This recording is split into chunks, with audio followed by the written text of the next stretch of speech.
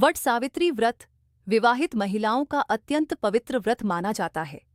ये व्रत पति की लंबी आयु, सुख समृद्धि और अखंड सौभाग्य के लिए रखा जाता है। इस दिन महिलाएं वट वृक्ष बरगद की पूजा करती हैं और माता सावित्री तथा सत्यवान की कथा सुनती हैं। ये व्रत अखंड सौभाग्य का प्रतीक माना जाता है। वट वृक्ष को लंबी आयु और स्थिरता का प्रतीक माना जाता है।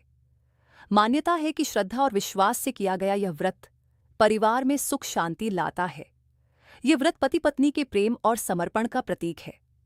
वट वृक्ष, बरगद का पेड़, जल से भरा लोटा, रोली, कुमकुम, हल्दी, फूल एवं माला, भीगा हुआ चना, धूप, दीप, लाल धागा या कच्चा सूत, मिठाई एवं फल, पूड़ी पकवान। सुबह जल्दी उठकर स्नान करें और स्वच्छ वस्त्र पहने व्रत का संकल्प लें। पूजा की थाली सजाए, वट वृक्ष के पास जाकर जल अर्पित करें, रोली, अक्षत, फूल आदि चढ़ाए। वट वृक्ष के चारों ओर कच्चा सूत लपेटते हुए 7 या 108 परिक्रमा करें। वट सावित्री व्रत की कथा सुने या पढ़ें। पति की लंबी आयु और सुखी दाम्पत्य जीवन की प्रार्थना करें। अंत में प्रसाद बांटें। प्राचीन समय में राजा अश्वपति की पुत्री सावित्री बहुत ही सुंदर, बुद्धिमान और पतिव्रता स्त्री थीं। विवाह योग्य होने पर उन्होंने स्वयं सत्यवान को अपने पति के रूप में चुना, लेकिन आशियों ने बताया कि सत्यवान की आयु बहुत कम है और विवाह के 1 वर्ष बाद उनकी मृत्यु हो जाएगी। फिर भी सावित्री ने सत्यवान से ही विवाह किया।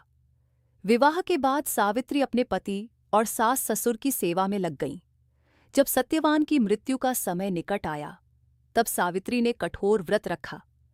निर्धारित दिन सत्यवान लकड़ी काटने जंगल गए और सावित्री भी साथ गईं। जंगल में सत्यवान अचानक बेहोश होकर गिर पड़े। तभी यमराज उनके प्राण लेने आए। सावित्री भी यमराज के पीछे पीछे चलने लगी। यमराज ने उन्हें समझाया कि वापस लौट जाओ, परंतु सावित्री अपने पतिव्रता धर्म और ज्ञान से यमराज को प्रसन्न करती रहीं। यमराज ने प्रसन्न होकर सावित्री को वरदान मांगने को कहा।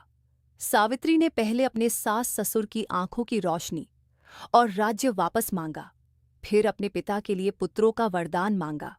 अंत में सावित्री ने अपने लिए सत्यवान से 100 पुत्रों का वर मांग लिया। यमराज तथास्तु कह चुके थे, इसलिए सत्यवान को जीवित करना पड़ा। इस प्रकार सावित्री ने अपने पतिव्रत बल से अपने पति के प्राण वापस पा लिए। तभी से वट सावित्री व्रत रखने की परंपरा चली आ रही है।